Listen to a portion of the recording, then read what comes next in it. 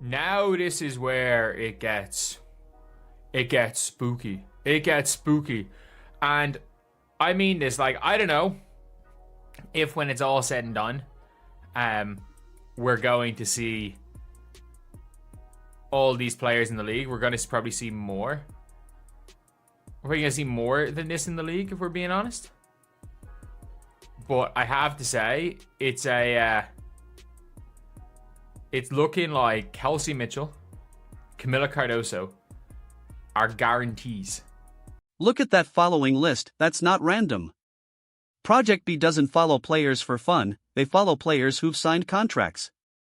And what started as 3 names has now exploded into a roster that's gutting both the WNBA offseason and Europe's top leagues.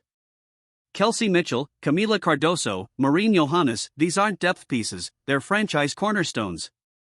And the way this leak reads tells us everything about how Project V is operating differently than Unrivaled ever did. As is Johannes by the looks of things. It looks like it's going to be Johannes, Jonquel Jones, Jewel Lloyd, Camila Cardoso. Jonquel Jones is getting that bag, by the way, from she is getting that bag from what's their names? From, oh geez, I'm blanking on their names. I'm blanking Fenerbahce. Because she didn't tear up her contract, she's just injured. Notice what he's doing there, he's not speculating, he's reading the evidence directly from Project B's social media strategy. When a league follows specific player accounts, that's not marketing research, that's announcement preparation. And the pattern is unmistakable. Jonquel Jones, who's currently injured but still under contract with Fenerbahce in Turkey, just got followed. Johannes, who's been dominating in France, and then the international additions, Lang from China and Mai Yamamoto from Japan. This isn't just building a league, this is building a global product. Then she's gone. But also, if you guys didn't see on Project B Global, they also follow Li Meng. So they follow, and then it's I blanked on her name, but she played for the Dallas Wings last year in preseason. And I think she plays for the Toyota Antelopes, I think.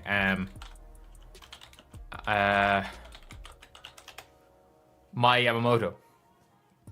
That's who it is. So they've followed Mai Yamamoto as well, who's really good, by the way.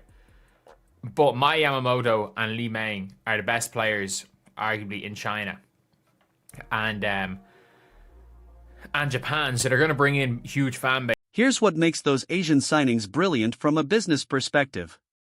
Lai isn't just one of China's best players, she's the face of women's basketball in a market of 1.4 billion people. Mai Yamamoto brings Japan's entire basketball fan base with her. Unrivaled tried to sell itself on keeping American players stateside during the offseason. Project B said, forget that limiting strategy. We're going global from day one. They're paying top dollar and promising worldwide exposure, that's why they're winning the recruitment war, and then there's the European raid. Leonie Fiebich and Janelle Salleon aren't household names in America yet, but in the EuroLeague, they're elite. Fiebich plays for a top German club, and Salleon is one of the brightest young talents France has produced in years. Project B is systematically identifying the best players from every major basketball market and writing checks big enough to pull them away from established leagues. Best overall players, like, I don't know if I keep calling her Clara Lundqvist, but Clara Holm. I keep talking about her. There's a lot of people that I will keep, I'll be always talking about, like Valua Yai. Like, if you look at the league, maybe Josite stays there for development. I think Josite she's been unbelievable. She's been unbelievable. But I wouldn't be surprised if we see Emma Messman in this league, because she's a mercenary. If you guys don't know about Emma Messman, she will literally play who.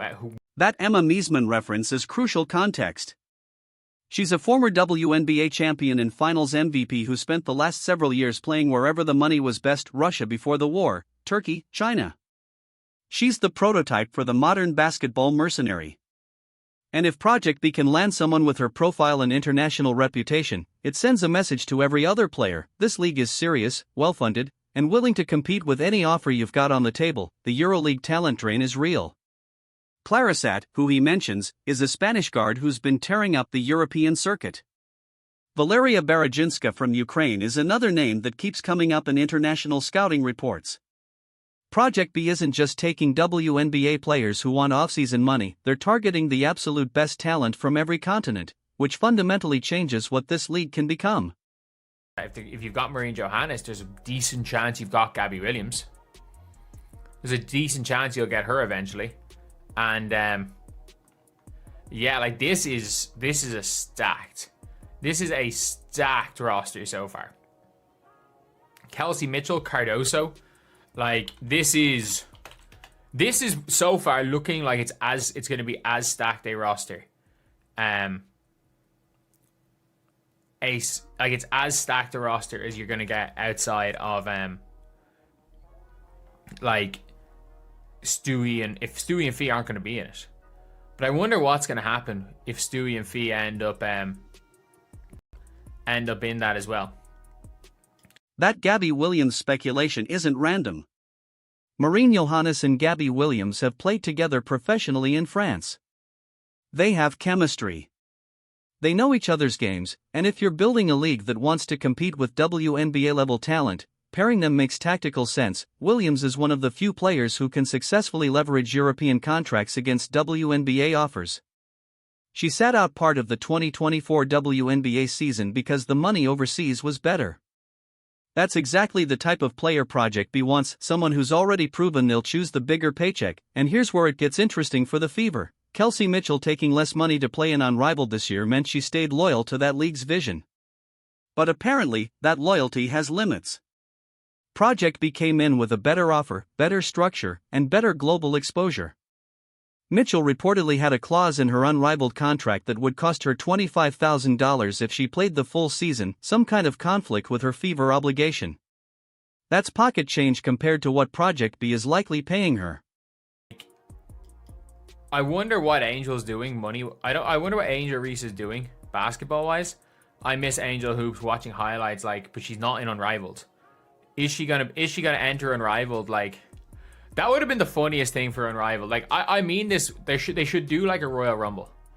I know they all have their entrance musics for the one-on-one, but it should be like a Royal Rumble where you play up to 5 points, and whoever enters first versus 30th, you keep playing.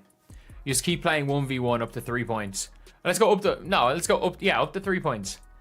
You can have the 1v1 competition, but then you have the Royal Rumble as like a different event where you play 1v1 up to 3 points, 2s and 1s. If you've won the previous game, you start with the ball, but you get more tired as it goes on. And whoever wins the Rumble wins the Rumble. The Royal Rumble idea is silly, but it highlights something important. Unrivaled is a gimmick league. It's 3-on-3 basketball with entrance music and made-for-TV drama that works for short-term attention, but it's not real basketball. Project B is offering 5-on-5, full rosters, actual team dynamics. That's what serious players want. That's what international audiences will watch. And that's why the talent is flowing toward Project B instead of staying with Unrivaled. To think about what Unrivaled promised: stay in the United States, avoid overseas travel, play a shorter season, make decent money. That appealed to players who were tired of spending winters in Turkey, Russia, or China. But Project B flipped the script. They said, we'll pay you more than overseas.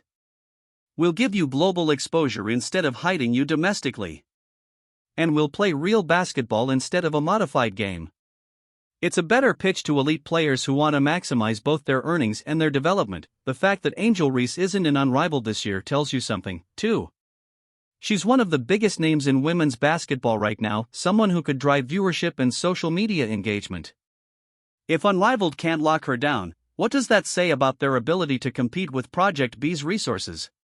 John Cena music. One of them better come out to the John Cena music, but I know. Obviously that's not going to be happening. But yeah, it's an interesting thing here. But it does look like they got a lot of this. They got a lot of Unrivaled players. It looks like Unrivaled's done. I would not be surprised. I genuinely think Unrivaled might be finished. I think there's a good chance that that Unrivaled is just done as a concept. That assessment might sound harsh, but look at the evidence. Unrivaled's entire value proposition was convenience and novelty. Project B is offering legitimacy and money. When you're a professional athlete trying to maximize your earning window, legitimacy and money win every time.